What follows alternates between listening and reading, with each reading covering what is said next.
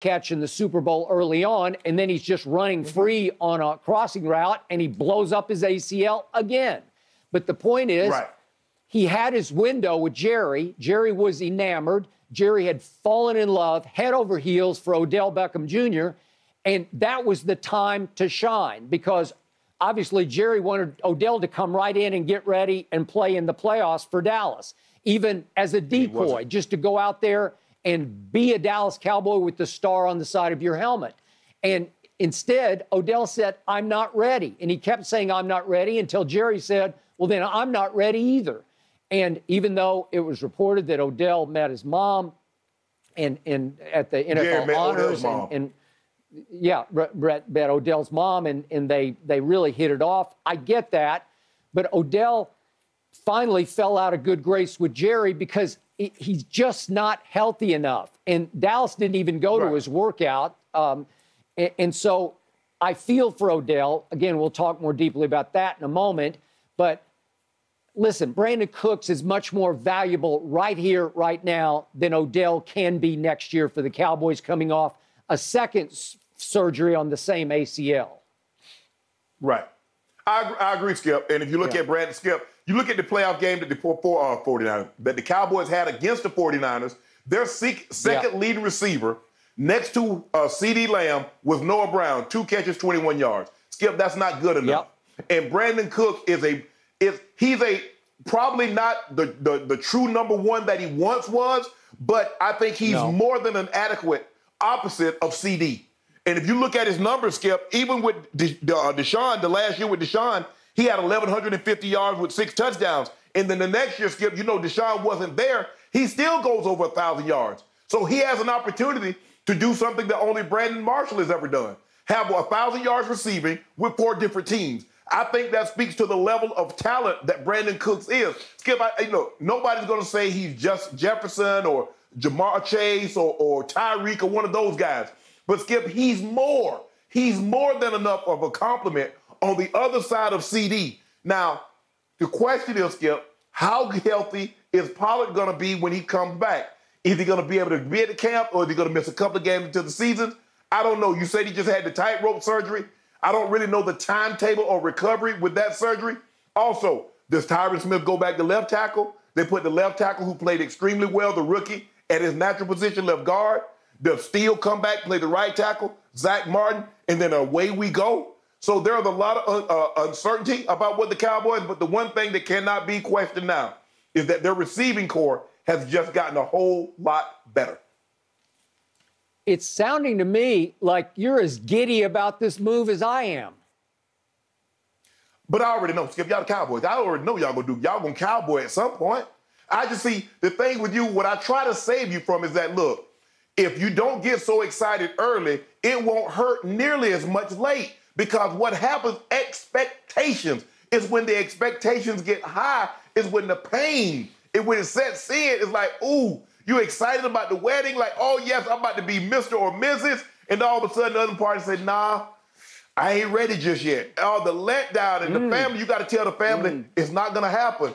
And at some point in time, you're going to have to come on this show and tell the Cowboy Nation it's not going to happen. And then it's going to be let down all again. Okay, but you just went through my offensive line and you described a bunch of good problems. My offensive line is all about good problems. Do you do this or that? Do I move this Hall of Famer over here or do I switch him over there? I'll take it. Tony Pollard is still a good problem to have because I get tightrope surgery. I got it. Is it career threatening? I don't think so.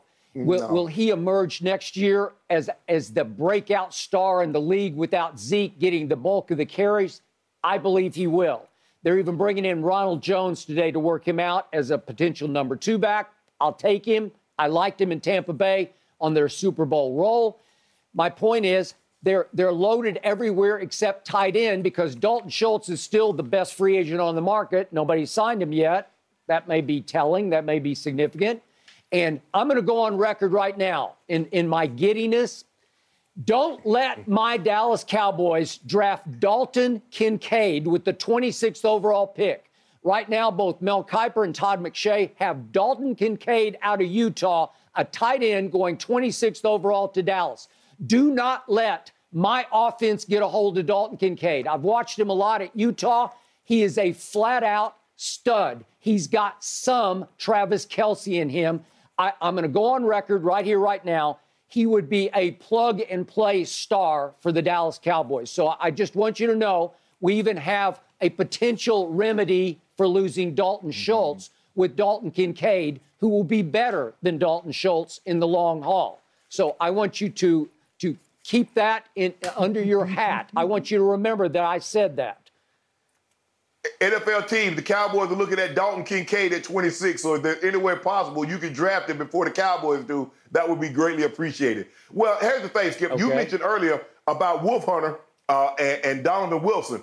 Skip, sometimes people realize that, you know what, there might be good players, but I think they're better in that system. I don't know how well they'll be here in this system, and I think you get a lot of that sometimes. And we're going to talk about one of the guys. We're going to talk about a guy, the quarterback.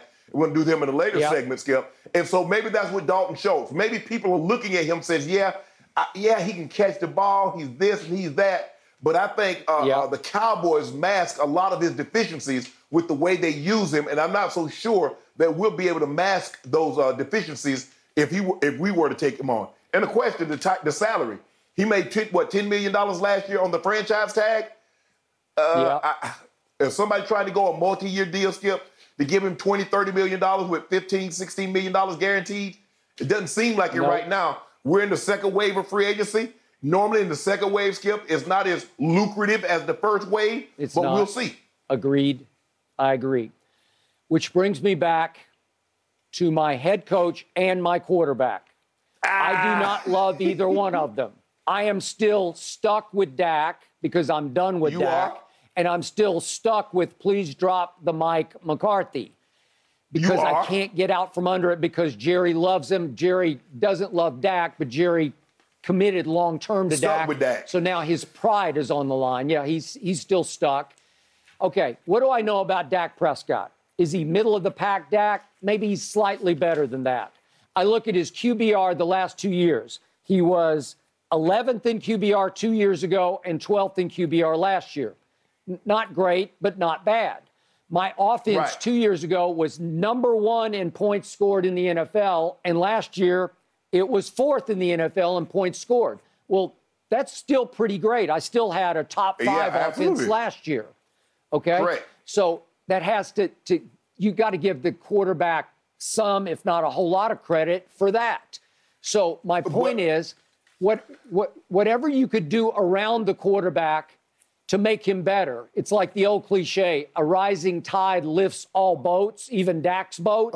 Maybe the rising tide around him, if you add a Brandon Cooks, and if Tony Pollard does become the featured back, and maybe, help us God, maybe if Dalton Kincaid does plug and play at tight end next year, if we are able to draft him, and the offensive line is still a top 5 offensive line, well, then you've done everything in your power to make Dak better. And again, CD coming off 2 Pro Bowls, you still have a stud receiver over there. I don't know what more you could do. Will Michael Gallup be better next year coming off his ACL? Sure he will. So all of a sudden, I'm looking at the talent around Dak Prescott is sensational. It's up there. It's top 5-ish kind of talent. So however good he can be, the talent around him, usually it's the quarterback who lifts the team. I think the team could lift the quarterback. Yes, Skip, but you said something very interesting. You said if you look at the year before, they were number 1 in points. I think last year they're number 4 in points. If you look at the yardage, and so you have to give Dak some credit. It seems like we've given Dak more credit than blame because it seemed like the blame all went on to the coordinator who lost his job and somehow happens to be out here with the Chargers now. So that seems to where the blame lied was on the offensive coordinator when Dak made his mistakes. When Dak made those terrible decisions, it seemed to be all fall on the coordinator, and he ended up losing his job, Kellen Moore. So it's going to be interesting, Skip. Yes, he's had talent before. Because if you think about it, Skip, even when he had Amari Cooper playing at his apex, he still, in meaningful ball games, came up small. He did. I can't argue. But there are also blips where he retired Tom Brady in Tampa in a playoff game that will go down in Cowboy Annals is one of the great quarterback games ever played by a Dallas Cowboy. So it's high and it's low. It's like Trevor Burbick beating Muhammad Ali in his final fight. Muhammad Ali was 72. Tom Brady was 68 years of age. Of course he retired. Okay, but now you just compared Dak to Trevor Burbick. I don't think he's Trevor Burbick. No. He's better than that.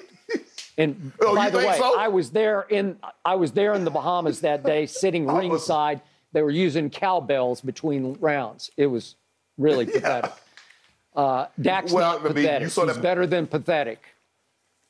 No, Skip. But I'm saying what he was able to do, while Trevor Burbick is not a known name, is he Ken Norton? Is he Ernie Shavers? If he's one of those great heavyweights, although they weren't thought of as like Muhammad Ali, Joe Frazier, George Foreman? No. But what I'm saying is that he did beat an all-time great fighter. Well, no matter what you think, is that Mahomes? Is he Joe Burrow? Is he Josh Allen? Nobody thinks he's that. But he did do what?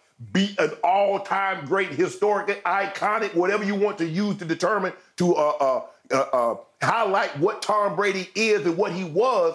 He did do that, Skip. That's his final game. A trivia question on Jeopardy, 15 years from now, 20, 30 years from now, will be the quarterback that last beat Tom Brady is, what is Dak Prescott? Okay. Yet in the end, Shannon Sharp won his final Super Bowl ring thanks to Trent Dilfer at quarterback. Yes, Skip, but you know the rules. The rules are a lot different in 2023 than they were in 2000. You know you cannot attack the quarterback. We probably would have been playing the game, that Super Bowl game, without Ray, probably without Jamie Sharper, definitely without Goose.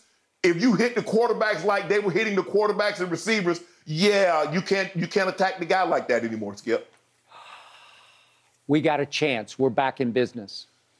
Hey, why are you mentioning Super Bowl anyway? You know that's an oxymoron. Cowboys and Super Bowl. That jumbo shrimp, quiet riot. Those things don't go together. They're oxymoronic. No, it's not. We got 5 I'll of them. say this, gentlemen.